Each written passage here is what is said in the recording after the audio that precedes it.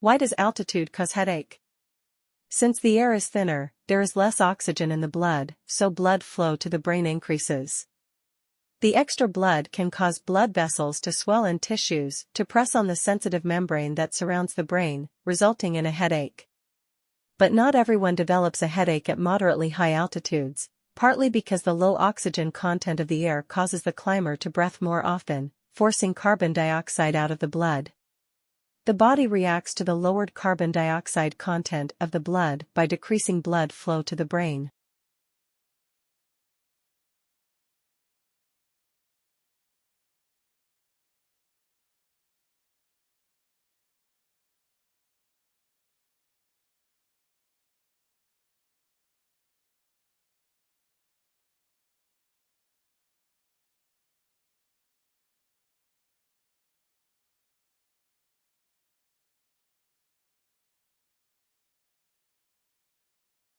An individual's susceptibility to altitude-induced headache, as well as the severity of the headache, depends on whether the overall blood flow to the brain increases or decreases.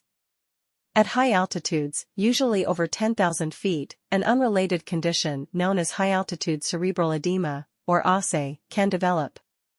ASE occurs when parts of the brain become waterlogged. Unlike altitude-induced headache, which occurs in over 90% of the people who ascend to 11,000 feet, ASE is a rare disorder.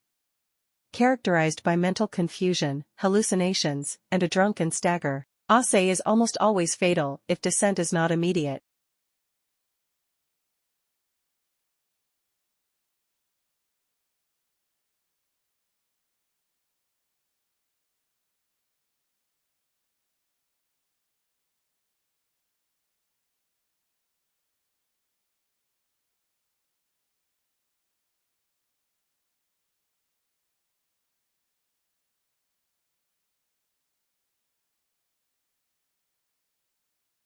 Evolution is a scientific theory used by biologists.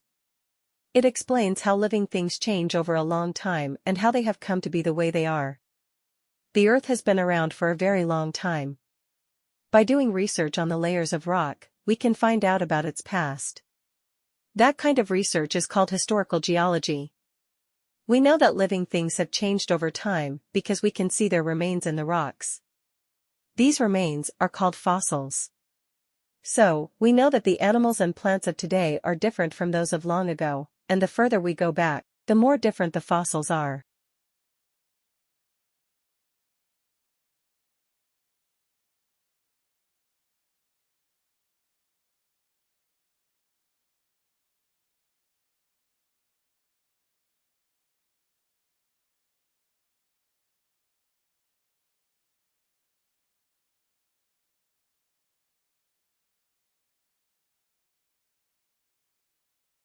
When human females are pregnant, they're advised to stay away from alcohol, for fear of harming the fetus, and most parents refrain from giving their infants bottles full of whiskey or beer, for obvious reasons. But if you're a fruit fly, literally dousing your offspring in alcohol is apparently one of the best ways to protect them from danger, particularly from certain types of wasps. How and why? Let's back up a bit. First, certain types of wasps prey on fruit flies by injecting eggs inside fruit fly larvae. Unless an infected larva kills the wasp egg, it hatches, and the wasp larva eats its way out from inside the fruit fly larva, killing it. One way for fruit fly moms to protect against this gruesome fate is to lay their eggs in an alcohol-soaked environment, such as fermenting fruit.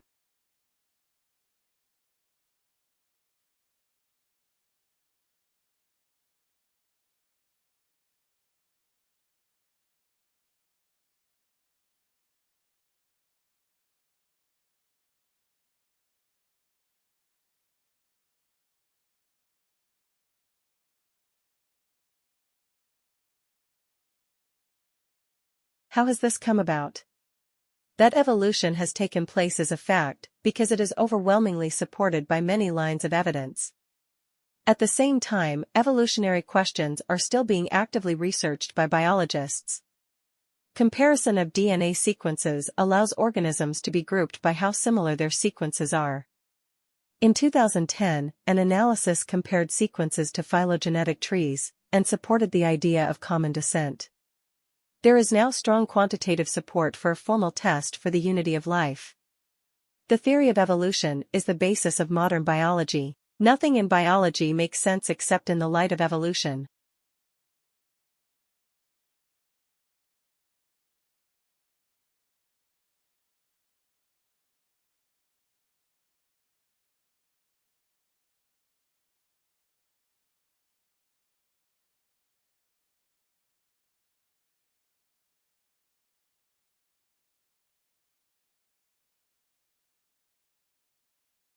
A UFO, unidentified flying object, is any object flying in the sky which cannot be identified by the person who sees it. Sometimes, the object is investigated. If people can still not figure out what the project is after an investigation, it's called a UFO. If they figure out what the object is, it can no longer be called a UFO because it has been identified. Even though UFOs can be anything, people often use the word UFO when they're talking about alien spacecraft. Flying saucer is another word that is often used to describe an unidentified flying object.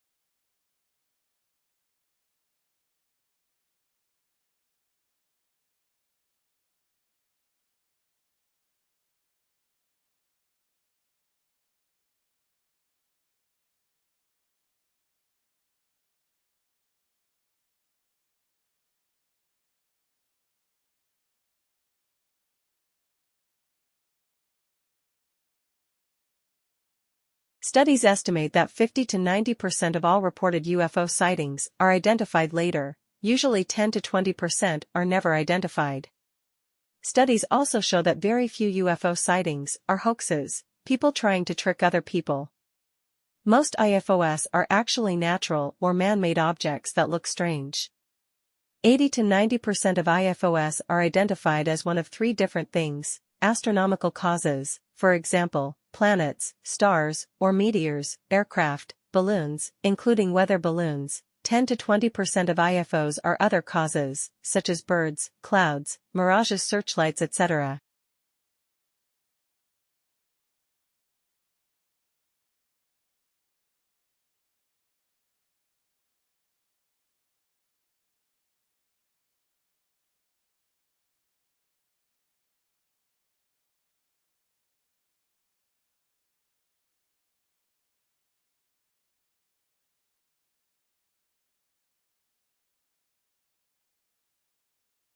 Let's look at the size of rain and how raindrops fall. First, we'll need the sun. When the sun shines on water on the Earth's surface, the heat of the sun warms the water, turning it into an invisible gas called water vapor. This process, the changing of water into a gas, is called evaporation. Because gases are lighter than liquids, water vapor rises up into the sky, and the further you move up and away from the Earth's surface, the colder the temperature gets. So in the sky, the water vapor cools and changes back into tiny water droplets. This change is called condensation, and is the opposite of evaporation.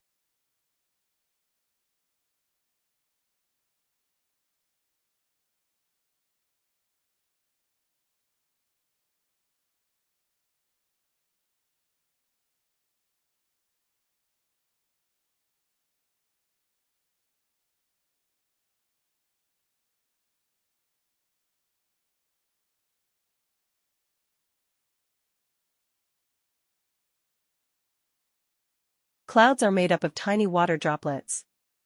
So, when condensation occurs in the sky, clouds form and grow. Let's take a closer look. When water droplets bump into one another, they stick together and grow in size. They continue to grow until they are too heavy and fall as rain. They even grow as they bump into one another on their journey from the cloud to the ground, and every single raindrop that reaches the ground is made up of 1 million of the original tiny water droplets. Raindrops fall on the ground surface, or the sun can shine on them, and the whole process happens again. This is called the water cycle, and keeps water moving from the ground to the sky, providing the water needed for plants, animals, and people to survive.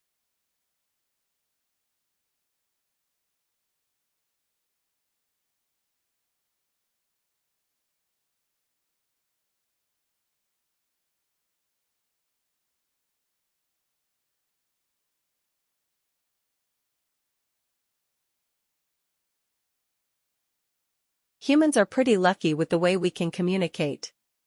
Unlike animals, we have the perfect length necks and excellent control of our breaths. Both of these characteristics allow us to form words. Although animals can't talk like us, they still have special ways to communicate. For example, dolphins have one of the most sophisticated forms of communication. They make distinct whistling sounds that help identify themselves. Dolphins may also squeak or yelp depending on the situation. Nevertheless, each sound releases meaningful information. You have probably heard some birds say words just like us, but they are merely repeating what they hear.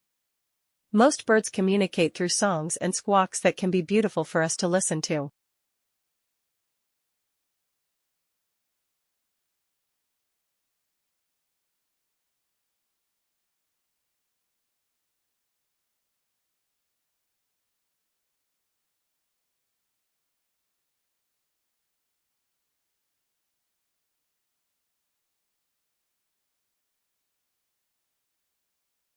The preservation of embryos and juveniles is a rare occurrence in the fossil record. The tiny, delicate skeletons are usually scattered by scavengers or destroyed by weathering before they can be fossilized. Ichthyosaurs had a higher chance of being preserved than did terrestrial creatures because, as marine animals, they tended to live in environments less subject to erosion. Still, their fossilization required a suite of factors: a slow rate of decay of soft tissues, little scavenging by other animals, a lack of swift currents and waves to jumble and carry away small bones, and fairly rapid burial. Given these factors, some areas have become a treasury of well-preserved ichthyosaur fossils. The deposits at Holzminden, Germany, present an interesting case for analysis.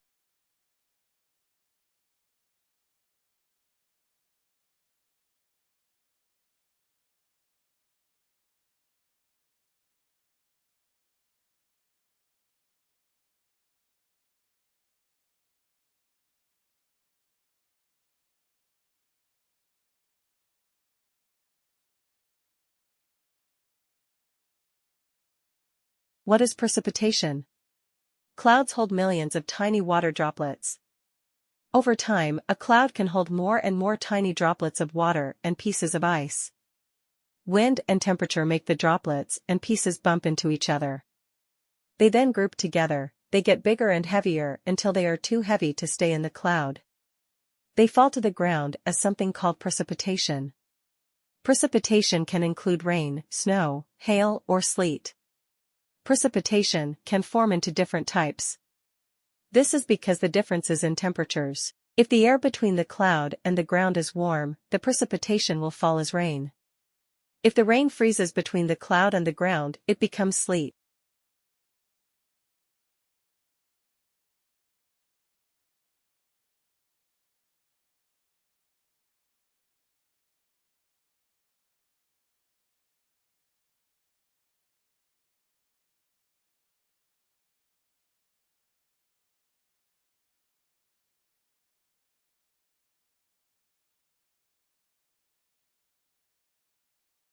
There are 118 species of weaver birds, and most live in sub-Saharan Africa.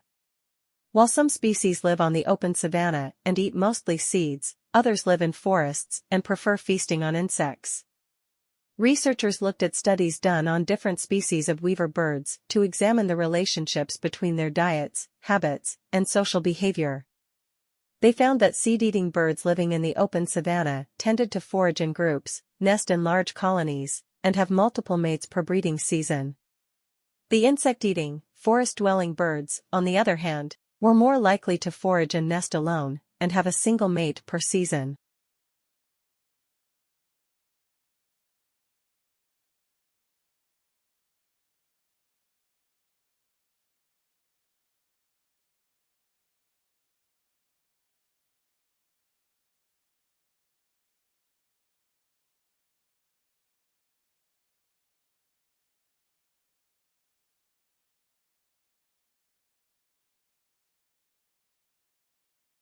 These divergent social behaviors are likely influenced by their different diets and habitats.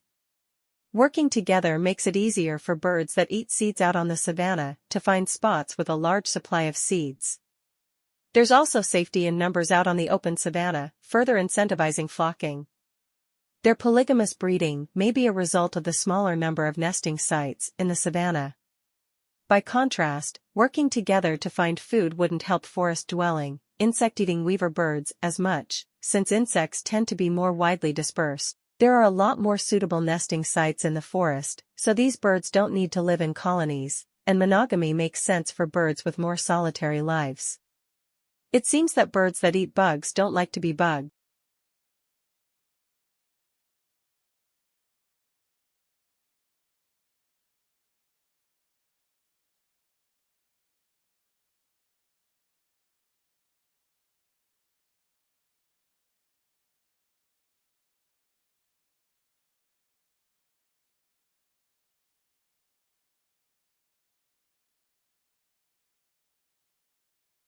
English, as you have already read, is not a pure language. I don't think there really are any pure languages in the world, but English is definitely not a pure language. English, in fact, has borrowed from over 350 languages in its history, so it's a variety of many languages. Some people say it's like a dog, a mongrel dog, a dog that has been made up of many different dogs. The English language is like that. By looking at the history of the English language, we learn about the history of the English people. The two things are closely connected. So, in fact, today we are not only learning about language but we are learning about history. The fact that English has borrowed words from over 350 languages has been viewed differently throughout history. So, for example, in Shakespeare's time people were very angry about words, which were not, they thought, original English words, words which came from other languages. They didn't like them.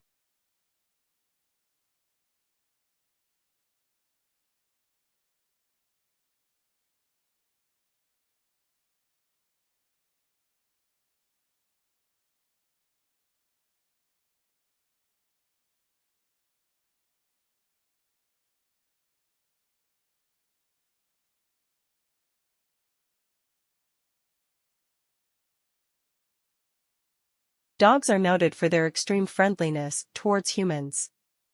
They crave human company and gaze intently at their human companions. The partnership between dogs and humans stretches back tens of thousands of years into prehistoric times. It has worked out surprisingly well for dogs, who, with human backing, have become Earth's most abundant land carnivore. Dogs from wolves, through a process of domestication by humans. Even when they are hand-raised by humans, modern wolves seldom show the degree of devotion to humans that dogs do. This has led scientists to suspect that the hypersociality of dogs towards humans is more than just a learned trait, and has to do with evolved genetic differences between dogs and wolves.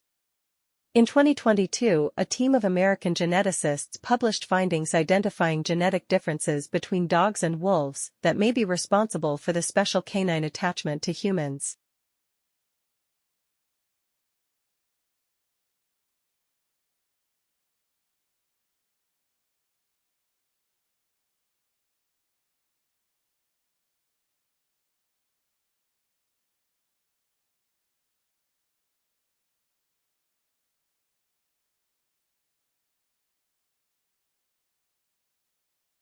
On chromosome number 6 of the dog genome, the researchers identified several genes associated with dog hypersociality. Interestingly, these genes correspond to parts of the human genome that also are involved in social behavior. Specifically, mutations in the corresponding part of the human genome can lead to a rare condition called Williams-Buren syndrome. People with this syndrome have hypersocial behavior like that of dogs, along with certain cognitive deficits. Researchers have found evidence that dogs may have cognitive deficits like those of people with this syndrome.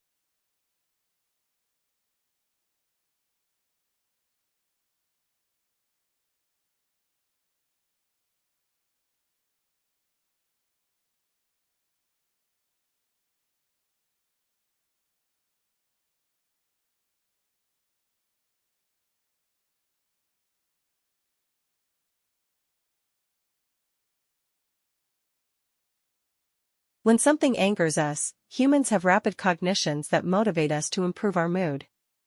But anger itself can inhibit our ability to reach equilibrium. We see this in how angry people ruminate on how bad they feel, or how they try to vent their anger and end up prompting aggression.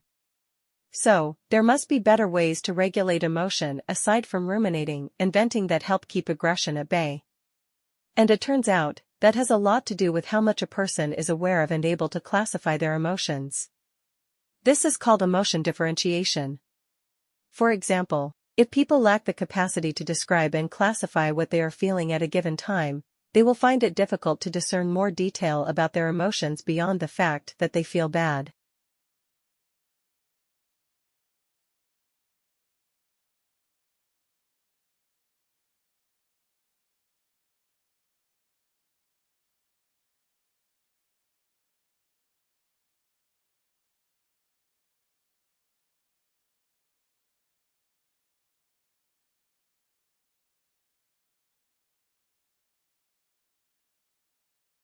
Low emotion differentiators are more distracted and less engaged during times of stress, and also less capable of thinking carefully about their options for how to behave under stress. High emotion differentiators spend less time on counterproductive practices, such as ruminating and venting. When people are better at differentiating their negative emotions, they have better emotional control, which means they have more ways of dealing with anger. So, they're less likely to turn to aggression in the first place. Feeling angry is a part of life, but being aware of what kind of negativity you're feeling can help you control it and get over it.